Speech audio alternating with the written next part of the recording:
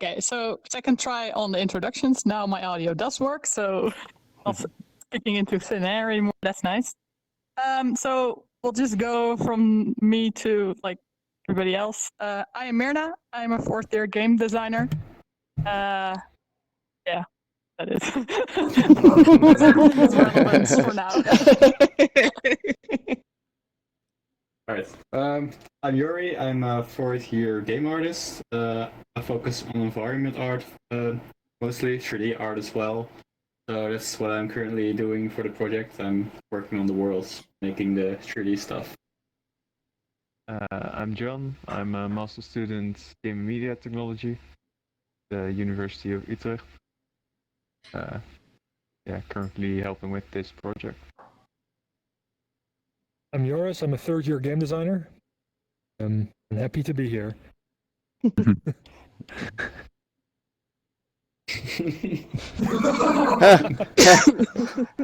the mime. Is Randy the mime too? Can you guys hear me?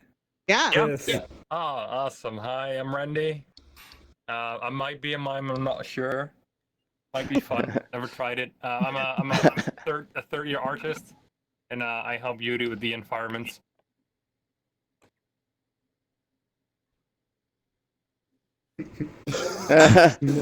These two can Alright, talk. so yeah, the two others are mute. So that one right there, Okay. Atlas Titanium. Oh, okay. Yeah, go ahead. Yeah, Myrna, if you go really close. Yeah, exactly. Just talk to the microphone of his helmet. Hi. Yeah. Oh yeah, I can hear myself. Hi, I'm Robin. A theater.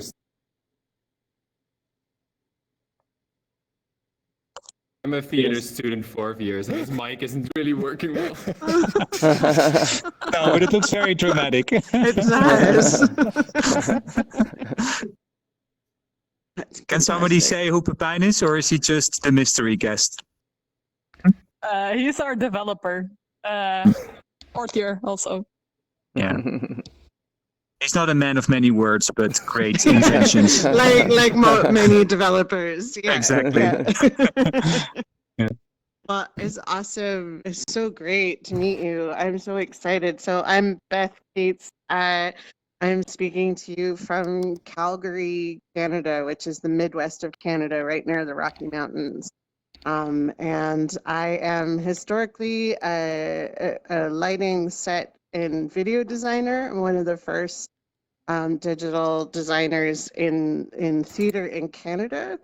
I'm one of the only women that does it. And I just recently completed an MFA. So I've been doing it for 30 years. And then 3 years ago, I came to the University of Calgary to look at the intersection of VR, AR, and live theater, and sort of what we can do now, what we as theater artists needed to learn about these emerging technologies for the future, and to look at ways that we could actually impact their development and their growth.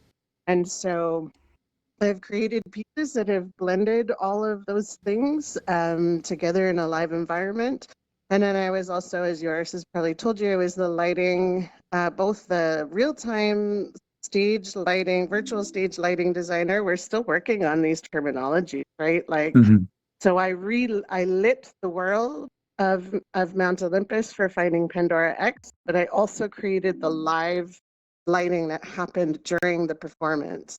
And then I also recently stage managed it. So I'm helping as it grows to sort of figure out how we can make it better and what needs to change with the technology. And so especially in pandemic times, this has become my whole life. This is what I do now.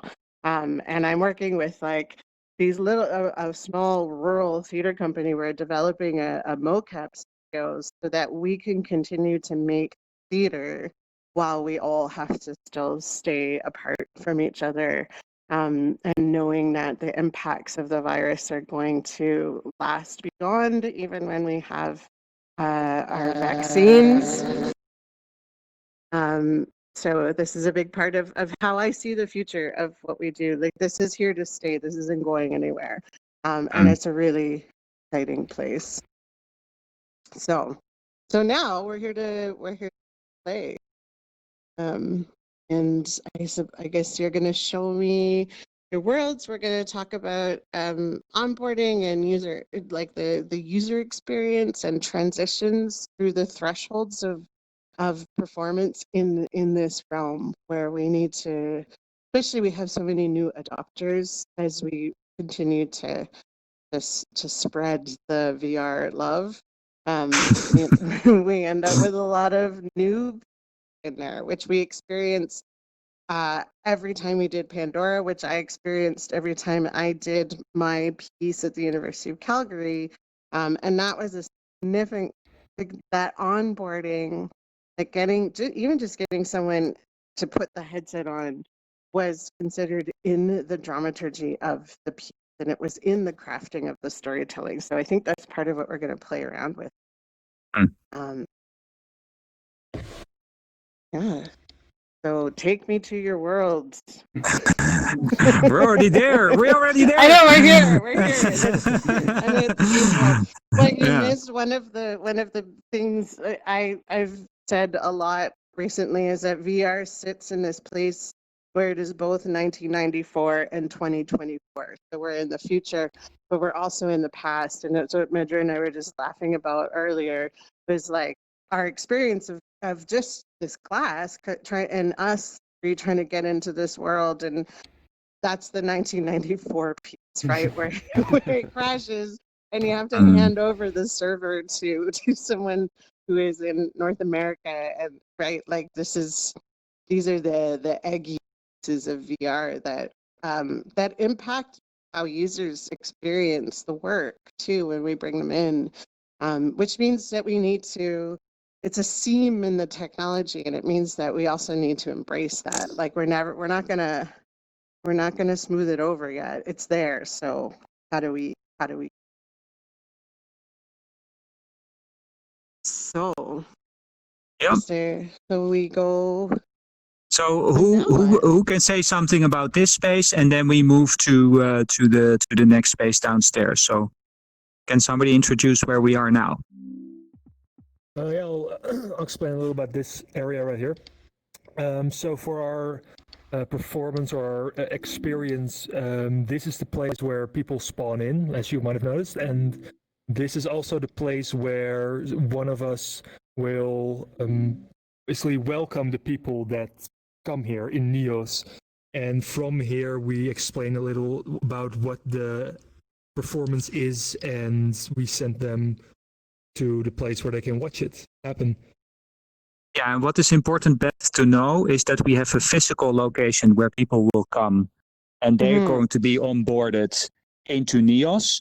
But we also have people from Neos from all over the world spawning in, and they will start here. We have different kind of audiences needing to come together in different ways. So the onboarding here is mostly about understanding for Neos people what they can and cannot do. And that is what this room is for. Right.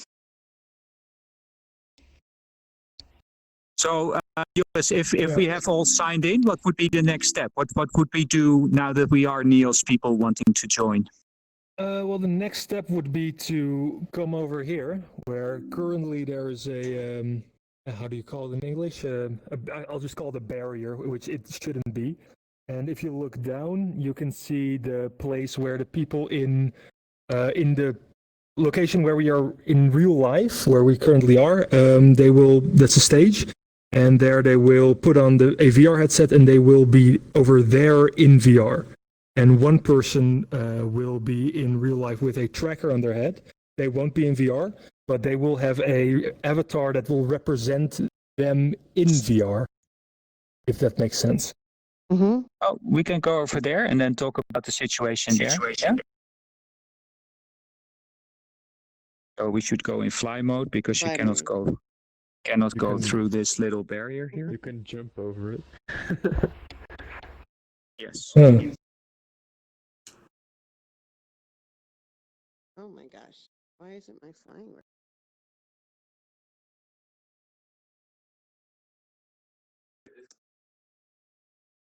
when you fly, you have to fly up first, Beth, because Yeah. you're. Yeah. I know it's just not. I'm not. Nice. I I'm like not what you all did with the recording. skybox. There we go. Right, Okay, we there you go. Yep. Yes.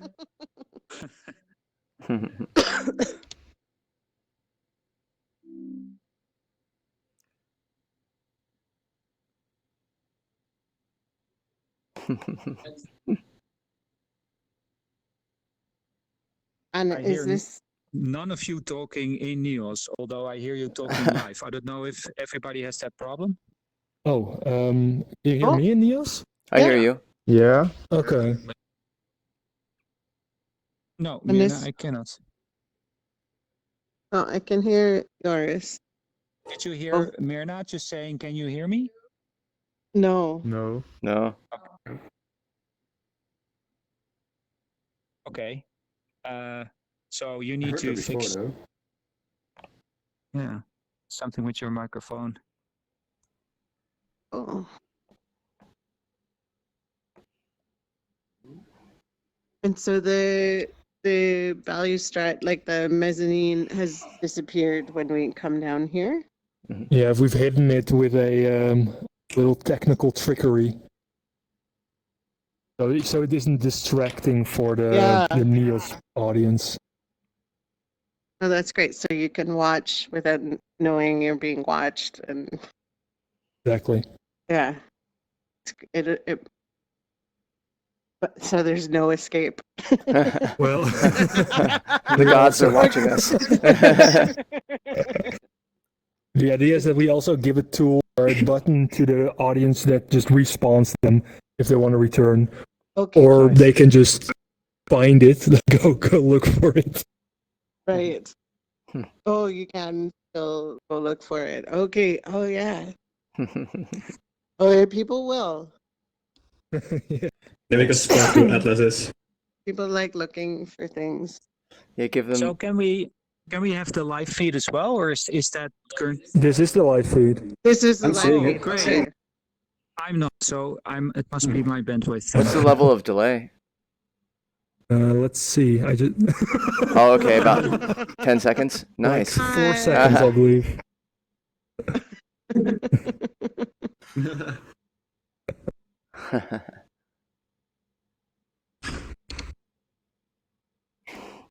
And so what will be, I'm curious, what's projected on the walls? Or what's the intention? Well, I guess I'll take the word again. Kurt? Oh, yeah, right. I'm the only one with the mic. Oh, boy. So what you're seeing right now is our real life stage, and what you see projected on the back and also the left wall right there is currently it's nothing, but during the tests we did today, we projected a feed of the inside of this room over here. Okay. So the idea behind it, oh, no, I'm stuck. The idea behind it is that the people that are in real life that don't have a virtual reality headset on them still have a feed of the VR world they are also in. Mhm. But we're still looking at different ways to do that because the way we did it right now didn't feel right. Mhm. So when I land here from the magical mezzanine, what happens if I'm in VR with you? Well, at that moment, these two people should be, those will be live performers or also people that sign in to take part in the performance. So someone is doing the thingy, the performance, so to speak. And there will be a red avatar, and that will be a more static avatar that's represented by someone with a tracker on their head. Mhm. And that will be happening here. That's what you can see. And at the same time, you will hear a voiceover of that Robin does of story that explains what's happening. And so I land, do I enter the room? Or am I Yeah, we're invited still- like Yeah, no, currently not. But we are trying to find ways that we can have people just enter the room without it being distracting for the people that's actually performing. And we're still not sure how we want to do that.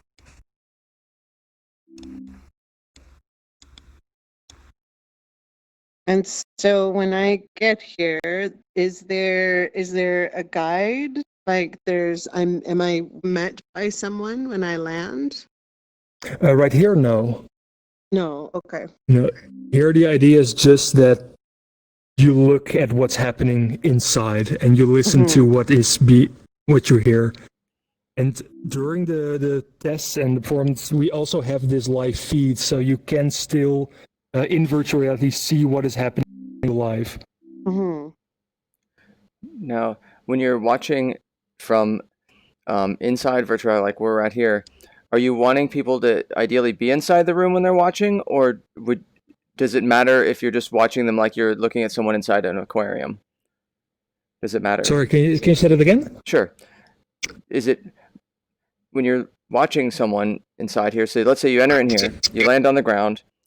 Are you wanting it so people can look at someone inside while being inside here, or would you rather, or does it matter if they can see you from like the outside? You're just the outside looking in.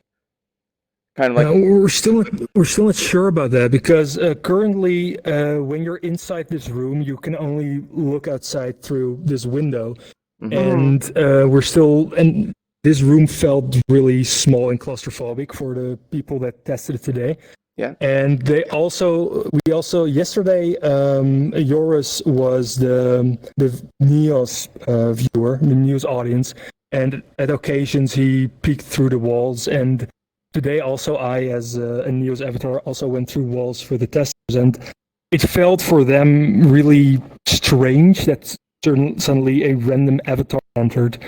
So we're still not sure how we want to do that, because ideally we do want the NEOS audience to be part of the performance, to be recognized by the people inside. But we don't want it to be distracting or weird, especially for people that haven't done VR before. If suddenly an avatar comes in, that might be scary or strange. I might have an idea actually, if you don't mind suggesting. And that becomes an interesting piece is, so when you're onboarding people, do you ask them to change their avatar? Do you provide them with an avatar that is perhaps designed or suited to the world, or someone that they can choose that may feel more like they belong in this story? But for sure, like, so for me, I would need something very clear to bring me over. Like, this space is here, but I would need some clarity about, do I need to come over here? Where am I supposed to be? How am I little? Which is a really interesting choice if you do ask them to change their avatars to make them small little observers. Could be really interesting. The first piece for me is the landing and knowing that I'm supposed to come over here, and perhaps there's going to be sound that will guide me over this way, or you can use like the theatrical tools of lighting to draw our attention, right? If you have the capacity to shift the lighting in real time, that can bring you over. People will, of course, like, unless you barrier it, people will come in. Like, even accidentally, right? Like, it's especially with new adopters, it's really challenging to control yourself. Like, physically control your avatar. I've had many conversations where people have just like flown off, and like, oh, okay, bye. Like, so that's the first big piece for me as we land, is knowing exactly what the invitation is. And the invitation might be to explore, it might be to come directly here. You know, it's pretty clear from landing, like, this is the only thing in this world, so this is the focus of my attention. But it's that the time between the landing and coming in to watch the performance. So what's happening in that time, and how do you make sure that people get here in enough time to witness the beginning of the performance. The further challenge too is like layering it with the No. Oh no. Oh wait, we can hear you, Myrna. Oh, did you? We can hear you, Myrna. Wait, Yeah. for real? Did That's you? so weird. Is it because like you killed Joris and you took his voice? Yeah. Like, I didn't The change spirit is anything on inside my you now. settings or anything. Oh, that's fascinating. You didn't change anything. That's an I interesting didn't change idea, though. anything. That makes for an interesting narrative that you have to pass your voice to other people. Oh yeah. Yeah. That would be interesting. But what I wanted to say, because Medra, I noticed your avatar disappearing. That could be perfect for. That's why I brought it in. For what we You can want to accomplish. kind of like in the Predator, you know, where you see this like it uses a refractive material, Yeah. which is really nice. Oh, that's beautiful. And you just hold down the triggers twice. Let's see, is it double trigger? Yeah, double trigger, and you can easily. And it's not as scary because there's a transition that gives you enough like warning to say like, hey, someone's coming in. Oh, Joris is here. Joris is here. It's so funny. A musician friend and I used to joke about having a band follow us around. Oh yeah. Like having our own theme song follow us around, and now you can actually do it. That's true. But this is an interesting thing. This idea of the disappearing person, like, because that's my other question too, and it has more to do with the construction of the piece. Is like, the people that you're welcoming in Neos, are they impacting the performance at all, or are they just observing? Right now, they're just observing. Right. So this becomes a really interesting thing if you're concerned about their presence, both for the performers and the other people. This idea of like landing in this world and then being transformed into something refractive, so that you can be this little observer up on the corner, or like Medra, if you go into the you Predator yourself and go into the middle.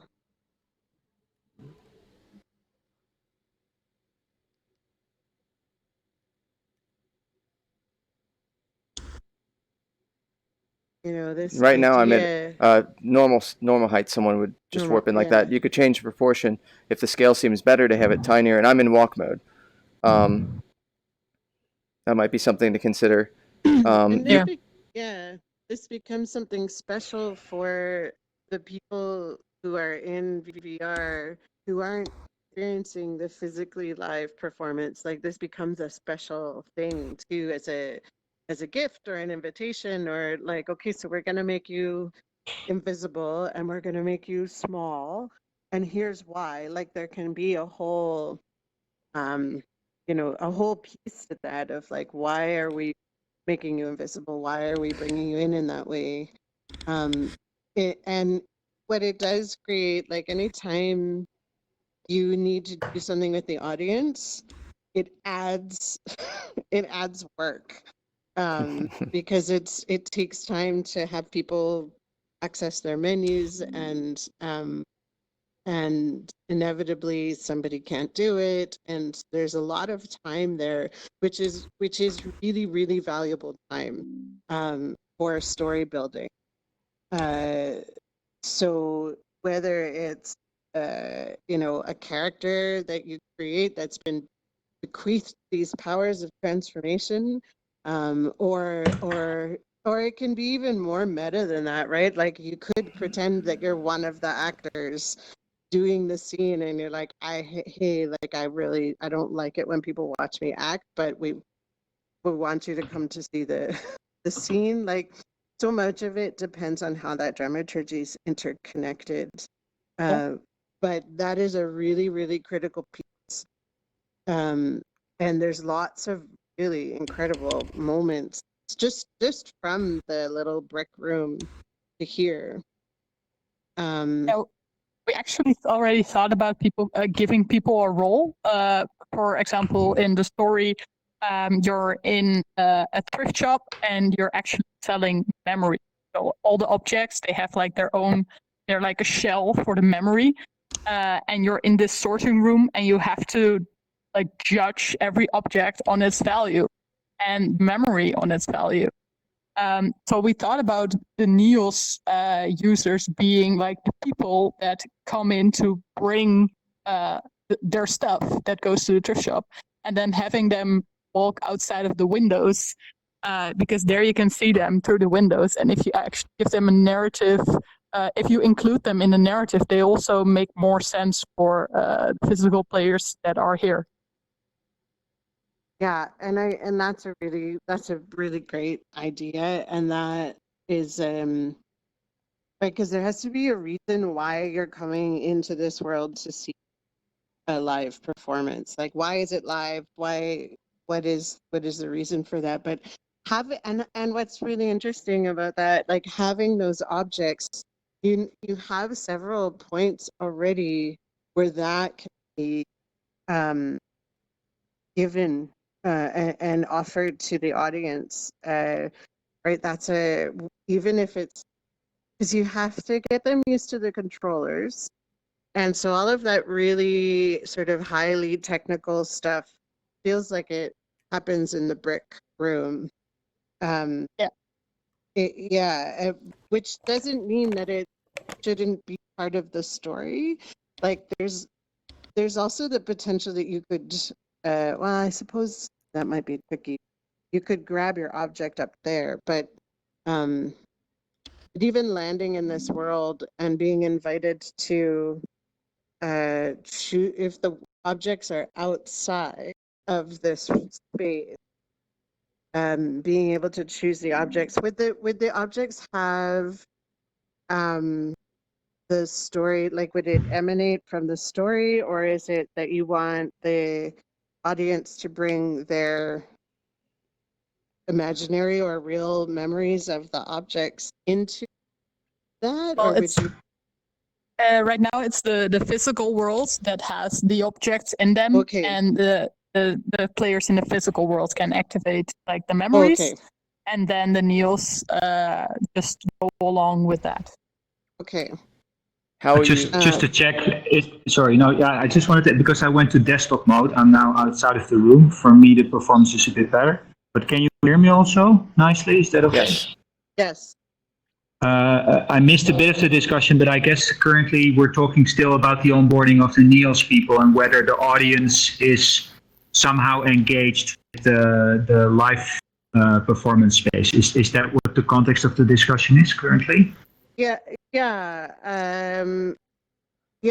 I was. We were just talking. I'm trying to get some clarity over what these objects are. But yes, particularly thinking about the NEOS people. Because I can imagine, sorry for interrupting, that I don't know if you have shown already, for example, one of the memories or maybe two of the memories. No, so, we haven't. so because then Beth knows the full scope of the experience, she also then can respond to the full scope of the whole experience. Because indeed, Beth, the physical objects that you see on the live feed, there's a bicycle, there's a little cupboard, and there's was something else. What was it? Sorry. So it was a. Oh, you have to go into. Yeah, I did it. Free mode. So there's, okay, I see. Oh, we have a live performer now on stage. Great. He's pointing out the bicycle. Yep. What? Yes. Or he's just going home. That's also an option. I'm not sure. Yeah, and so it's a bicycle, it's a cupboard, and there was one more object. Myrna, help me out here. What was the third object? The chair. The third object was the chair, yeah. That you're sitting on, yes. So those are the tracked physical objects. And they will spawn 3 different memories that were written already. So there's a text. And I think already Atlas here on the side is miming us to see his control. So Beth, if you come this way. So here Atlas has controls to fade in the 3 different experiences. But I'm now starting to explain your story. So maybe you take over, Myrna, again? Yeah, you can just fade in one, like the beach or the Pink Floyd experience. Oh, nice. So this is the beach. Oh, yeah.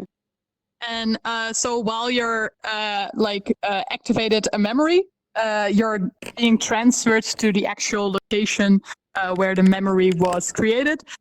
And we're trying out all these different art styles. So this is like specifically an art style where everything is painted, like a painting. And then while you're in here, a story about the memory will get narrated live. And the performers stay, like we see the performers, or do we just hear the narration? Okay. Yeah. Robin is on the side of the room in the physical room. He won't be there in Neil's. No, but it's a good question, Beth, because there was some confusion also by the participants today that said, I'm not sure what my role is. So am I a thrift store selector? And if I'm in this memory of the beach, for example, am I now the memory? Am I the head person of the memory? Do I have to reenact this memory? There was some confusion about that. So that is one of the things that is interesting, because you end up still being the red and the blue person there. But it was not entirely sure, am I reliving now my own memory? Do I have to pretend that I'm in it? Or do I get some sort of a psychic flashback of a memory of somebody else? Which, so that's, we were talking a little bit about what happens with the audience when they land on the platform in Neos, and how are they observing? And so that's what Medra was showing us, the predator, like transmogrification of the body, right, to an invisible, so that you become like a fly on the wall. But it becomes really interesting. So is it the audience that chooses the story? Is it the Neos audience that chooses the story? It's the physical participant who's wearing the headset. The physical participant who's wearing the headset. Okay. Yeah, so Myrna, basically you can reenact for Beth in the physical space a little bit that you are now that participant. Yeah, so, I am the participant. Exactly. And if we can go back to the thrift store room first. Yes, right. So Myrna would then be inside of the thrift store. Even de trigger op je hoofd, Robin. And Robin is now enacting the helper who cannot see anything but is also partly present. And Myrna, can you go inside the thrift store? Can you make yourself be in the same location as you are, more or less? Yeah, that's better. Yeah, so you have you have a tail coming out of your live action person. So wow, that was amazing. That was really cool. Okay, so just for your picture, what you have now, if you look from, and we need to think about the angle, so the spectatorship angle. But you can see both Myrna through the live feed, and you can see the two in this fishbowl box trying to figure out what to do. Ja. Ga je nu aan het praten? Myrna, kan je ons nog horen of niet? Ja, half. Okay, so she can sort of hear us, but not entirely. Okay, and the objects that are in the physical world are the same objects as are in the virtual world. Yeah. Yeah. Okay, so where the chair is, you would feel a virtual chair, and so then that participant chooses which object is the first story. Exactly. Yes, Okay. yes. The one with the headset triggers the memory. And how are we supposed Okay. to? And that's another And- thing that is unclear, is how is that memory then triggered? Is it by sitting on that chair? Is it by touching it? Is it by moving around? Is it by saying this is the one? So there's no decisions made on that either. Right, because you Yeah. still you have the controllers in your hand too, right? Yeah. No. Yeah. With the actual performance, we're gonna have leap motion. Maybe you can also Yeah. see it on my Okay. headset. Oh yeah. Okay. Yeah, so you're not wearing the controller, so you can Okay. actually physically touch the objects. Right. Okay, that's great. And how will the viewers interact with the thrift store collector in the real world? Do they speak like in conversation with everyone? Or are we going to go through a run to kind of see how that interaction is? Like when you go from the onboarding process of jumping in here and when someone explores, are they watching to see how the interaction happens? Or will there be... Inside the thrift store, we have like 3 different roles, and every role will see the thrift shop differently. The one in VR, of course, sees it in VR in the actual world. The one with the tracker on his head can currently see it on the beamers that are projected on the walls. And we also have the audience that's outside of the white line on the ground. White square, yeah. Yeah, and they have a phone. And with that phone, they can look into the virtual worlds. It's actually kind of a portal into the virtual world. Okay. Wow, that's a lot of dramaturgy to consider. So you made it really easy on yourselves. Yeah. Okay. So then, so that triggering of the memory is that's a critical piece. And we then the ones in NEOS need an understanding of that somehow. So that we know, so that when it gets, and that's in the storytelling, so that when that object gets chosen, we're not necessarily like really surprised or really confused, because once the world changes for us, like we're not going to have triggered that over here in NEOS. So there needs to be some form of understanding there. Yeah, that's also still a really big issue that we're struggling with, that the trigger is not clear enough and people are just really confused about it all. Yeah, both the live participants are confused about it and the people who are watching it. Yeah. So it felt more like a magical transition than it was a result of a given like agent or an action by somebody. Yeah, and that cause and effect piece is really huge. And there may be something that happens when we land here, right? If we land here and this is when, if you like, this refractive avatar piece, like if we land here, we're changed into the observers, but we're somehow able to have an understanding of what you're experiencing too, then the way that you can touch the chair. Is there a way that we can go into that room now invisible and have an interaction with those objects, just so that we understand that they're alive somehow? Yeah, we have been thinking about making the thrift store box indeed a magical barrier. So if you are in NEOS sort of moving into the space, your avatar disappears, but you might be able indeed to do something in the space.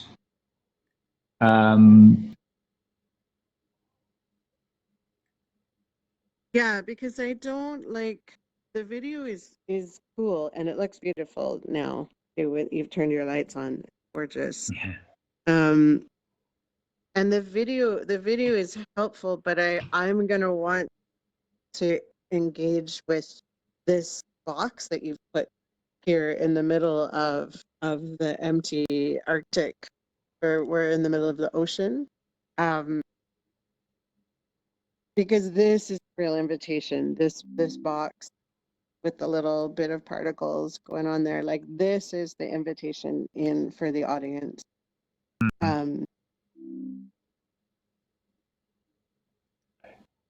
I wonder.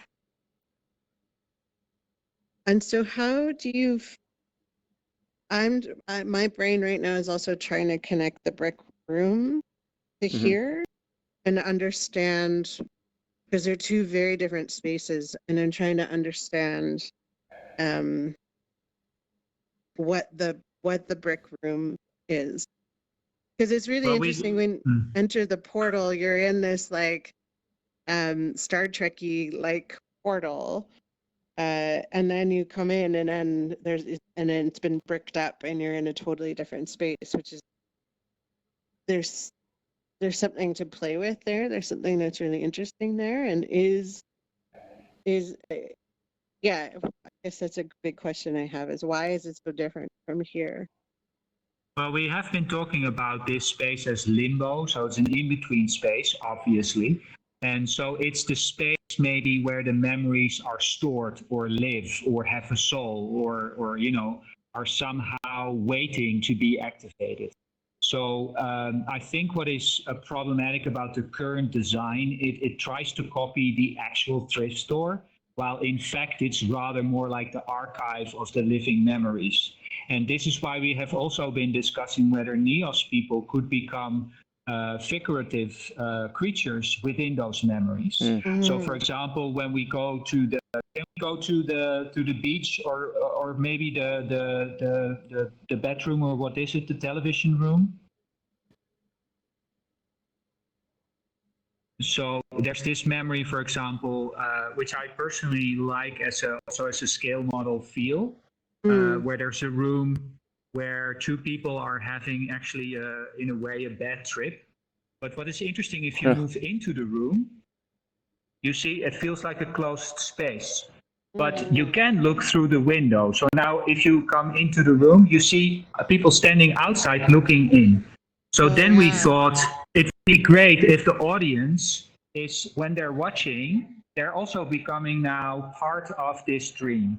So maybe they can change into an avatar that would fit this particular story moment. So this is where we're going in our thinking, that sometimes your audience just looking outside. If you go inside, you become invisible, but you might be able to influence some of the objects. And if you're outside and they can see you, you're actually part of the story. It's not an answer to everything you said so far, but it is a direction of thinking. Yeah, well, and that offers some really interesting space for audience agency, right? Because there are people who will come to things and they really don't want to participate, right? And so they're much happier being able to choose going outside the window. But then it becomes really interesting if you can actually in here and interact. And potentially change the story. Yeah. Yeah, and this particular dream or memory, I have to say, is about two people taking drugs and having some sort of freaky trip. So it's not so difficult to think about how we can all transform into freaky things and just come through the walls. I mean, if you have a bad trip, that's basically what's happening. So, you know, that's not so hard to enact, so to speak. And especially if we don't talk and we do our thing, it's already a scene, you know? Yeah, exactly. Well, and that becomes interesting because then the person that's in the physical space, so the audience member that's in the physical space, do they, the NEOS audience, Do they see the NEOS audience? Yeah. Yeah, so the one who has the VR helmet sees the same as what we are seeing now currently, of course. Okay. And then one person with the telephone with the tracking can see it through the telephone. Yeah. And then there's one person, and that's the person who has the most problems right now, who only has a tracker on his head, who's mostly connected to the physical space, and that person can look at the projection. Mm-hmm. So the person in the physical space then has the ability to physically interact with the live performers. Yeah. But then also has the potential to interact with us in NEOS.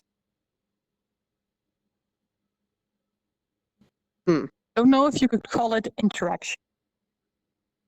No?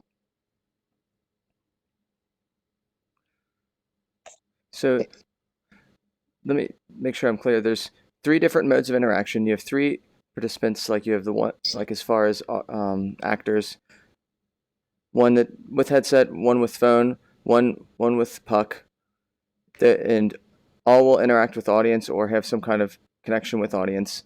Now, with each one of these, what is there a specific goal in mind altogether? Is it to share the memories? Is there a goal at all, or is it to have the audience feel something during these moments? Is there any specific type of overarching goal? Myrna's It's a not great, looking it's at a me. great question. I know I want to watch the video feed of this. Yeah, I think the overall goal is. Oh Jesus! I hear myself stumble. I think the overall goal is, if as far as you can call it a goal, that every of the 3 perspectives. Pepijn, can you turn off the echo? Okay. Test. Great. Each of the 3 perspectives hears the same audio, but they, in a way, see different things. So we want to play with that as a form of everyone experiences a memory differently. So that's as much of a goal as we have right now for all the 3 different perspectives.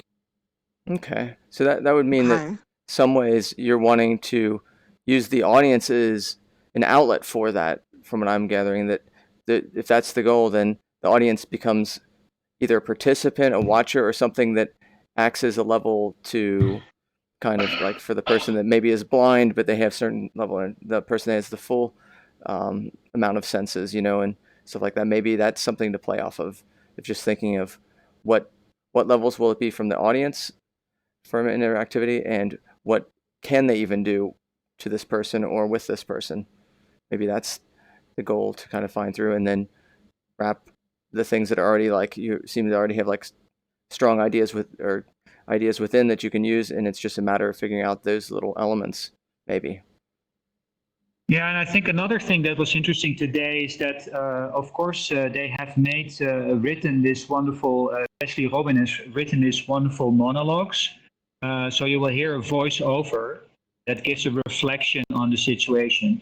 And there is a bit of a problem, another one, which has to do with people were so engaged in doing stuff and being surprised about where they are and falling over objects and, everything that involves being in mixed reality for the first time, that they hardly were listening to the voiceover. Yeah.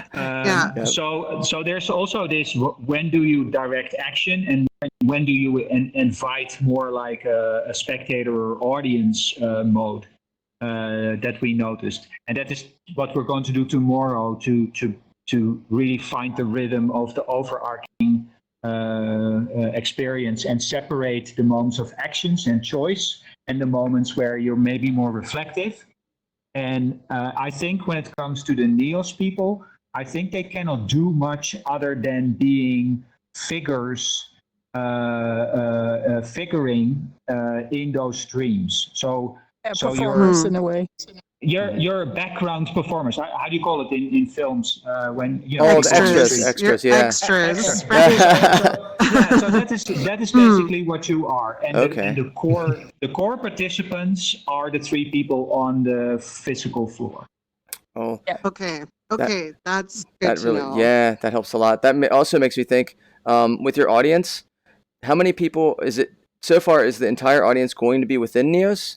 And are they going to be, in general, if it's people in Neos, you're talking experienced users of this metaverse? Is that mainly the audience right now? Members of the community. Okay, so but they're also going to be audience in the physical space. Yeah. okay, Yeah. that makes a big difference, because if you give people in Neos, so this is just general, you give people in Neos the possibility to do whatever they want in any space, and you They set up those will. permissions, they're going to not tear it apart on purpose, because there will be a certain amount of social like etiquette. But you know, if I'm here and I'm like, okay, I'm going to just be able to get right inside this person's eye, I'm going in there, you know, or so that's something to think about, like having little tiny critters or giant people like flying around, buzzing around everywhere, because they don't know where those boundaries are and where this, you know, the stage ends or begins, or where they're allowed or not allowed. Yeah, and this is on 2 levels, and then we might want to return back to the onboarding discussion. Yes. This is on 2 levels. You should be told what you're allowed to do and not do. And another level is the boundaries we can literally make into membranes where you either, for example, appear or disappear, or your appearance changes. So if you want to step in and make people disappear, they become a fly on the wall if everybody is muted. So then you are more in the space, but you're actually also not visible. While you're outside, you can be this extra in a particular body if you walk by the window, or in the case of the thrift store, we thought maybe they're floating memories that try to get in and get attention. You know, so something like that. But it's not much more than that. Okay. Okay. For now. Okay. Because it's already way too complex. Yeah.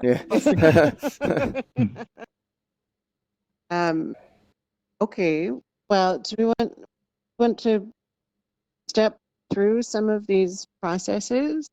Yeah, I think, Myrna, maybe you should also, together with Beth, talk a little bit how you onboarded the people in the beginning, and maybe share some of your uncertainties about how to go about it. And now, Beth, you have at least, it took a bit longer than we expected, but that's okay. At least you have some general idea about the overarching idea. Yep. Okay? No, that's great. So we go back outside and we go back to the thrift store? Yeah, sure.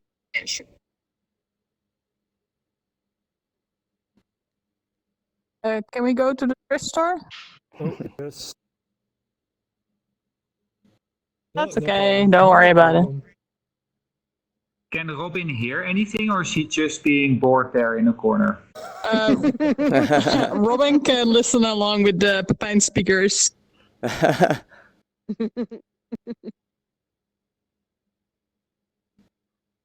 So he's here.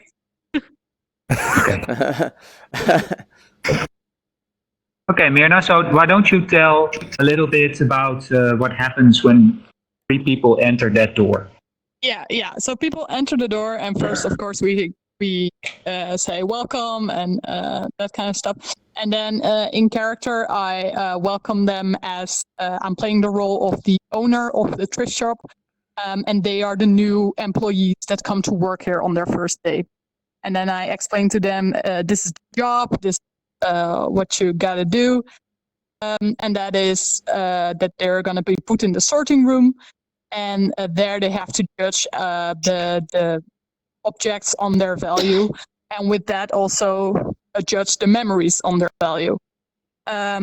After that, I help them put the headset on and the trackers on, and then I basically say, you figure it out, the rest on the way, good luck and enjoy.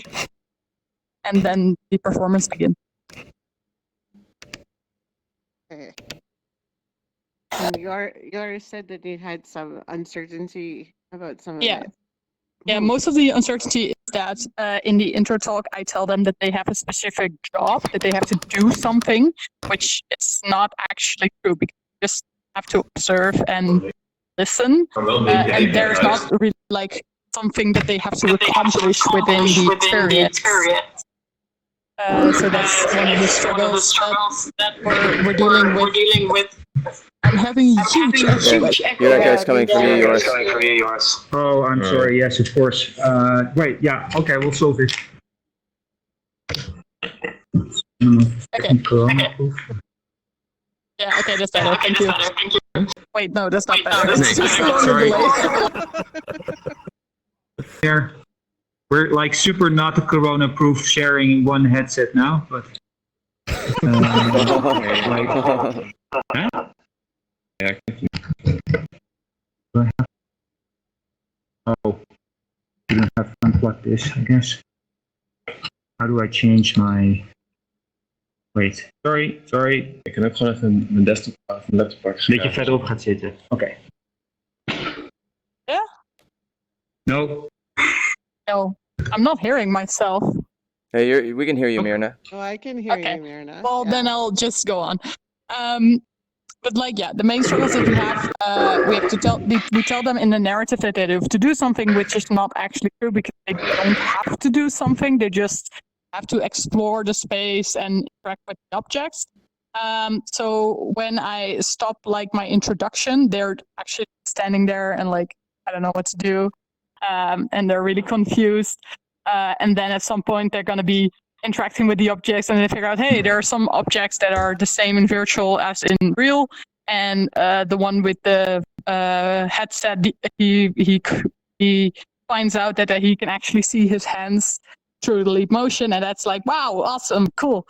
And then after that, they're like kind of struggling also, that they don't really know what to do, what their role is in the narrative, and so yeah, that's yeah. One of the first things that makes me think about is when you bring them in, and you put them into the helmet, there's the potential there to actually introduce them to an object and engage with the object with them. Which could be part of the storytelling, right? Like, so you could hand them a teapot, let's say, and you could potentially also then engage the idea of the voiceovers, right? So that it's clear that when you touch an object or when you pick up an object and commit it will give you the story. Right. So that idea of starting to commune with the objects so that you're guiding them through it a little bit right from the beginning, so that you're like, okay, I know you don't know what to do right now, so here, put on the headset and I'm going to hand you something. And whether it's an actual object with a tracker on it, could be very interesting, or you're just handing them the virtual object and they're starting to get used to how they have to grab it. Actually, now that you say this, because we thought that it would be great if the person who has only a tracker on his head but cannot see the VR, if that person would be able to handle the physical objects and hand it over to the VR person. The VR person sees a similar kind of object, but in a different way, a more like ghostly, I don't know, like memory kind of way that we need to figure out how that works, and then understand how to activate it, because that would also then already give everybody a guided exercise in the exchange of what they can do together. So I think that's a very good point to make. And then the thrift store owner can also literally say, you're the ones who can see the stories and you're the one who can see the objects. That would immediately already make this I'm deaf and you're blind kind of thing clear. Yes, well, and then it does then give the audience a really special place. If they are being hired because they're seers, because they have this ability to bring out the stories and the objects to help guide the value of them, right? Like that becomes Nice. Then I really have a very important place in that story. So this is nice. Sorry for interrupting. So Myrna could, for example, because Myrna, what do you now ask? Like you ask like who wants to play, and then you say something. What is it that you say literally? Yeah, I say who has the best memory. Oh yeah, that was the question. So maybe we can think about a different sentence, maybe about who's the most sensitive, or who as a child saw people that didn't exist, or something like that. That would in a way address like this sensitivity of being a seer. Who has like the sixth sense. Yeah, which is actually quite a nice thing to ask. Which is a beautiful thing to ask. Or who has deja vu? Who plays? You know, does anyone here use oracle cards? Has anyone ever picked up the phone and their grandmother's been on the other line already when you were calling her? Like, there's a potential too. Then, as for you as a performer, to have a stockpile of things too, where you can kind of read the. You know, you work on your performance skills, which I know is not what you're here at the university, but but reading the room, right? You know, sometimes you can get a sense of what someone is like, and so you can bring up all those different questions, like who has a memory of when you were a baby. And that really then makes it very exciting, I think, for you, but then also as the person. That taps into something that's very real for me, because like all those things that I said are actually things that I hold in my own body, but like it becomes very real for me. So then when I get the gift of the headset or I get the gift of the tracker on my head, I'm already bought in. Like you've already brought me into your world. You've made me special, like, and everybody wants to be special, but particularly if you're asking participants to come in, you want them special, and you're asking for their help, which I've noticed in all of the different live VR pieces and in immersive theater, but particularly in the VR theater stuff that I've done or been part of, when you're asking for that audience member's help, first of all, I have the liberty of this headset, so I don't have to engage with real you, and it taps into my empathy, and I think like it with inviting this world of memory, you tap into empathy immediately, but then to really ask, like, you know, like I need you to hold this now and tell me what you see or what you hear. It could be really, really beautiful way to start too, so that it's not like utilitarian, like click this menu and click that. Like there's so much of that with onboarding people that really to cross that threshold so that they then buy in, so that they then see their digital hands as their real hands, becomes really impactful, I think. So you actually have a really beautiful place to start. It's really exciting. Myrna, would you feel very uncomfortable to just try it out with Beth a little bit and sure. just do 2 or 3 runs and just improvise? It's perfectly fine. I think you should go to the place where you are in the thrift store, so we can also see your physical and virtual being on top of each other, so to speak. But like outside of VR, you mean? No, you can keep your VR helmet on, but you need to move yourself into the thrift store where you are more or less standing also in real life. Okay, and then this is really scary to move around in here. I see that. And then Beth is standing outside of the thrift store, and we just pretend or think that she's actually there in real life.